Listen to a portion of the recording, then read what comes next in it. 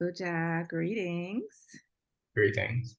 This is Dr. Maat Lewis, also known as Asar Maat, and I am here interviewing Sehu Khepera Ankh to talk about his latest book, The Book of the Amt Duat, Volume 2, Mysteries of the Raztou, the Ancient Egyptian Mystic Path to God Consciousness. Welcome, Sehu. Uja, nice to be here with you Greetings. talking about this. It is nefer, as we say, beautiful to have an opportunity to talk about an authentic translation of hieroglyphic texts. And so, without further ado, how about you tell us just a little bit about who you are and your reason and motivation for the book, The Amt Duat, and then share a little bit about what is the Amt Duat. All right. Well, I've been a spiritual practitioner in the ancient Egyptian tradition for, I guess, the past 20 or so years. I was initiated into the Egyptian mystical tradition by Dr. Maat E and his wife, Dr. Karen Clark Asri Sebajan. Uh, and ever since then, I developed an interest in this special text that is commonly referred to as the Amt Duat. And in my early years, I started to do researches into the text, but I couldn't find any translations that conveyed the essential meaning and the original uh, intent or the original thought of the sages that put it together. And these writings are mostly found in what are commonly referred to as tombs in the Valley of the Kings in Egypt. So the pharaohs were studying these, and some of the pharaohs were actually practicing these teachings and being inculcating themselves in this mystical philosophy. So the Amt Duat is a series of spiritual practices, and there are 12 of them. And within these series of spiritual practices, there are practices within practices.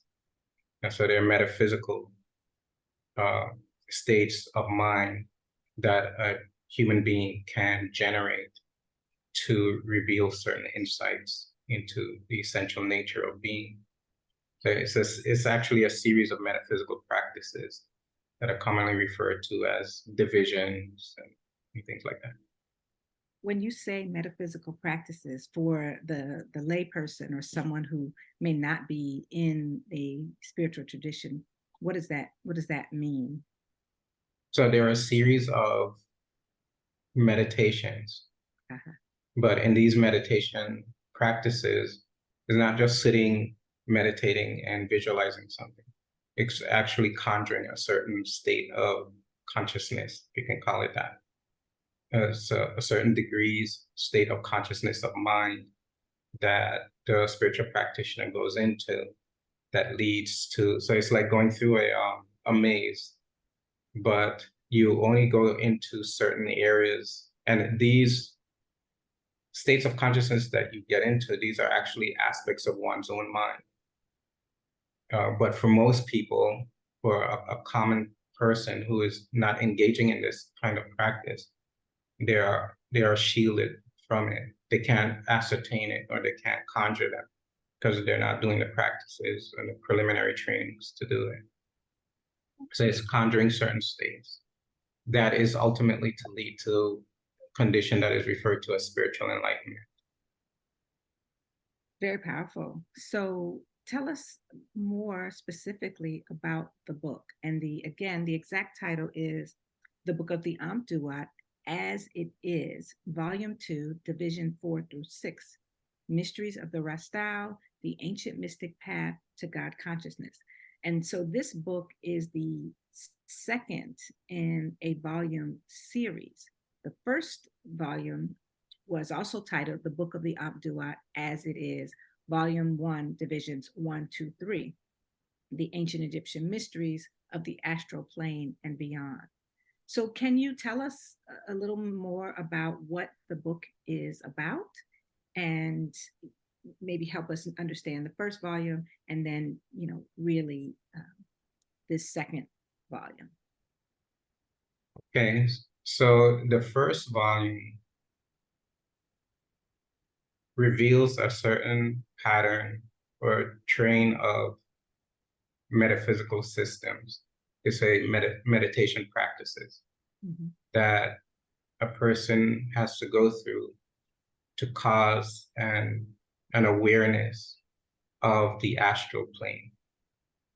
And that you can think of the astral plane as, it's not exactly this way, but for understanding, you can think of it as the dream world, but in a dream world, in a conscious, aware state. But when you're conjuring these states, you're not conjuring a dream format or dream content. It's different, but just to give an idea. And so in the first series, these practices are designed to help someone to consciously ascertain what is commonly referred to as the astral plane. And when this astral plane ascertainment is achieved, you reach a degree, a state where you turn off your ascertainment of what is commonly referred to as a physical plane. So you have a full awareness of the astral plane. Division 2 is a graduated process. The book 2 is a graduated process from divisions 1 to 3. In divisions 4 through 6, it takes you, if you will, it's like, let's say you dive into the ocean. So division 1 is the first 50 to 100 feet of the ocean. Book 1 is like the first 50 to 100 feet of the ocean. Book 2 is like the other 150 to 250 to 300 feet of the ocean. So there's a deeper dive into the ocean. So what's in that 250 feet? Right. So this is what is referred to as the Raztou. And a Raztou is a certain condition of mind that allows the human being to go through in a deeper region of what is referred to as the astral plane in the Duat. And it's like a corridor, passageway that leads directly to the realization of one's own true divine nature. So it leads to a full realization of the nature of self. So to discover the true nature of soul, you have to go through this region that is called Raztou. So the Raztou is the key to gaining entrance into the realization of the true nature of the soul. And so what comes after? Are there more volumes? So this is volume 1, volume 2. Are there others to come? Is there a deeper dive into the ocean? Essentially, yes. There are 2 volumes that are pending. So there'll be a volume 3, which will discuss and we'll do the translation for divisions 7 through 9. And then in volume 4 will be divisions 10 through 12. And I'm using the term divisions, but any reader of the books will see that I don't use the term divisions in the book. I use the term metaphysical processes. So in creating the books, I had to sort of develop a new language to explain what exactly the sages are saying through this work. So in normal Egyptological circles or in academia, they're known as divisions. But if we look at it from a mystical perspective, from what the sages are saying that these things are, they're seen as metaphysical processes. So that's a delineation in the language. And can you maybe say just a little bit more about that delineation in terms of this book and what sort of traditional Egyptology does, the difference maybe in orientation? What makes your book different and distinct? Well, the title of the book is As It Is. One of the titles of the book is As It Is. And the reason why I chose that title As It Is because the book is reflecting the original idea, intent, and philosophy of the sages. So it's nothing that I believe, it's nothing that I conjure. It's not based on any other religious tradition. It's not based on any other philosophy. It's not based in Western philosophy or anything like that. It's the original format that the sages designed in ancient times that we're bringing forth and translating into English in a modern language. So I find that the translations prior and the work that is being done through academia is kind of a dry translation, and it doesn't go into the deeper mysteries because they're not prepared for it, because they're coming from a Western orientation that prevents them from looking at the system in a way that is commensurate with the intent of the sages. And so, can you say also a little bit more about the translations and how you then approach the translations? What is distinct in the method that you're utilizing? So there are hundreds of lines of translations. And so I had to create a system of organization of how to organize the text. So in volume 2, there are basically 4 steps. The first step is a transliteration of the text, and that's taking the hieroglyphic text and converting it into phonetic equivalents. Then there's the translation, which is taking the transliteration and converting that into English. And then there's a philosophical posit, which is a third step, which is taking the English and the transliteration combined and extrapolating on it in a contextual manner in relation to the hieroglyphic text. But I found that for this book, because we were dealing with such an existential issue as a Raztou, that more was needed. So I added a gloss to each line of text. So each line of text also has a gloss that goes further and expands on the philosophical posit that is presented in the translation process. So you were using the trilinear translation method, I know, sort of popularized by Dr. Ashby, your teacher, and then expanding, particularly with glosses, line by line. Yes, glosses line by line. That's an extensive work. Yeah. It's a labor of love, I'll put it that way. Okay, can you say anything about just the process of creating the book and just sort of what it has done for you, or how you've been moved or inspired, being the first to read it, right? The first to translate it and then to read it. Well, I wanted to approach this in a certain particular way. So it's like you empty your mind. You don't come with any preconceived notions or ideas. So you have to be open to what is present, and anything that goes against your own egoistic ideas, you have to remove your own egoistic ideas from that and just let the text speak for itself. And in writing the text, you're actually, and this is not intellectual, it's sort of like an internal process. You're actually going through the process that the text is presenting. And I wanted to approach it from the perspective of, and I would ask myself this question: well, what is the sage saying? Not what is it trying to say, or what is it alluding to, but what is he saying, or what is she saying? What is being said here? So I would ask that question, and I would just let the sages and the energies of the divinities, have their say and reflect what the teaching is. And then to really get to the depth of it, you have to experiment, you have to do the practices, you have to engage in the training. So it's not dry intellectualism of just writing, but it took the time to sit and practice and do the meditation exercises, etc. And so this came after you having many years of practice as one who meditates on a regular, consistent basis. Yes, and if I encountered a practice that I hadn't done before, then I would engage that practice.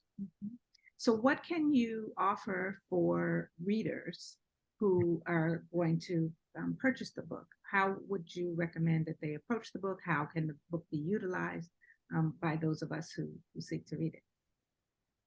So it's a very good question. So what I would do is I would create a journal for myself, and you start reading the book and then have a journal, any thoughts, feelings that come up while reading the book, you write it down.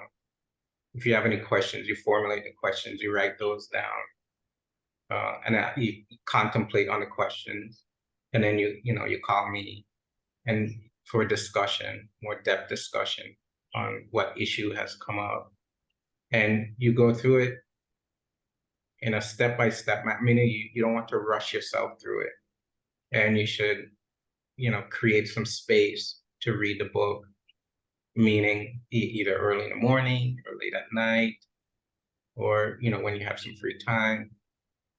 But you will see, the reader will see it's something that you take your time with, and the book is reflecting actually your deeper self to yourself.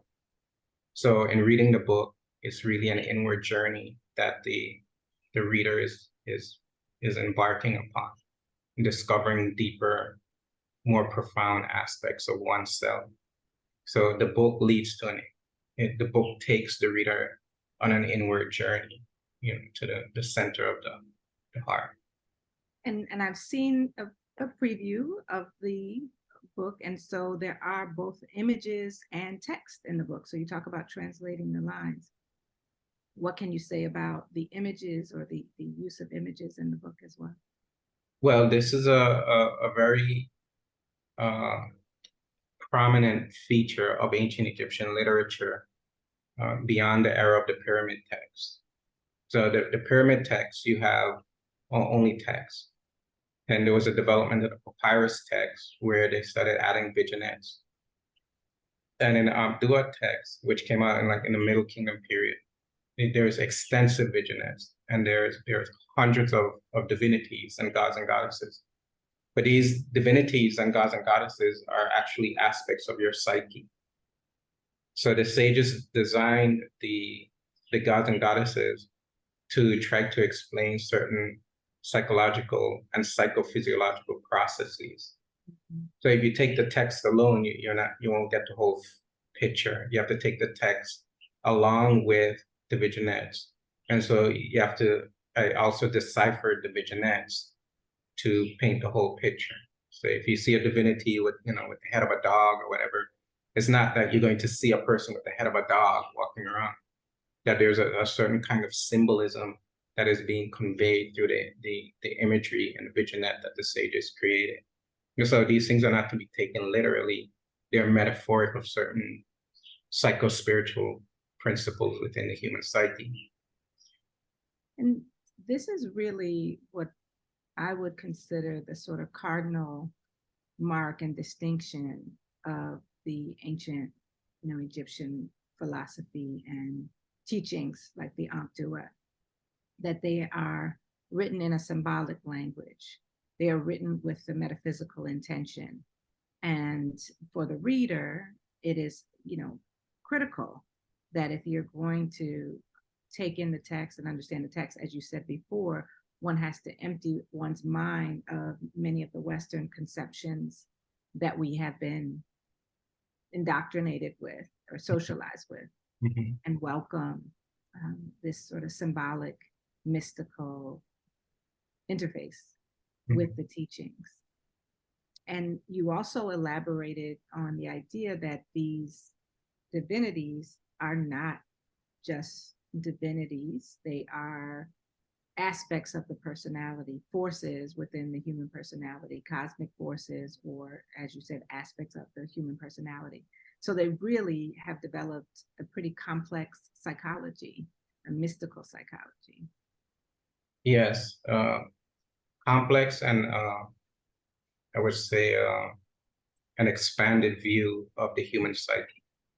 So it took for them in writing the book and translating the text. It's wonderful. It's actually amazing. But it must have been amazing for them in a slightly different way, because they were the ones that were actually doing the explorations and discovering these things, and then had to figure out and determine how they're going to present it to spiritual students and the pharaohs. So the whole philosophy is quite vast. It's extremely extensive. And we could probably have an extremely extensive conversation in unpacking it.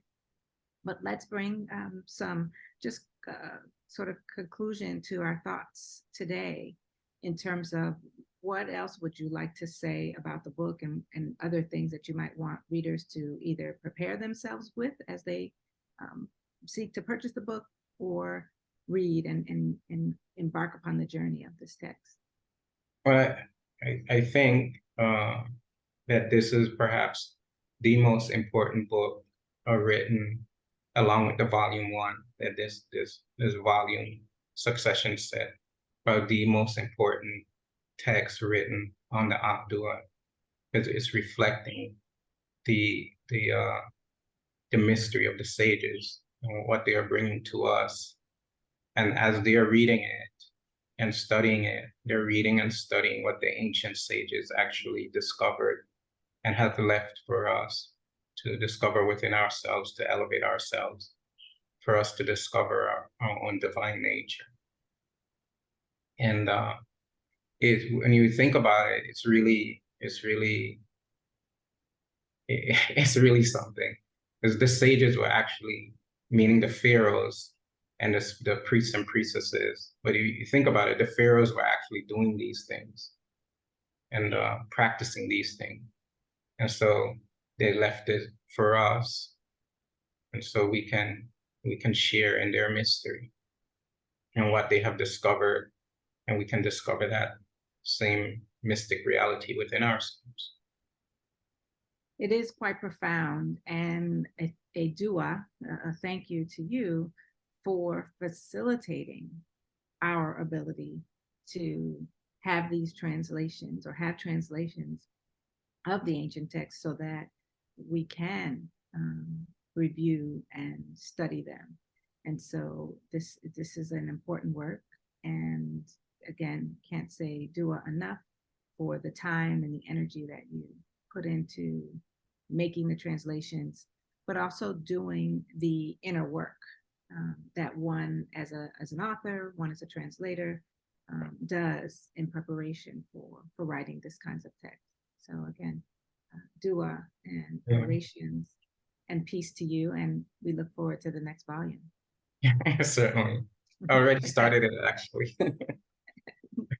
That's never beautiful. That's it. That's it.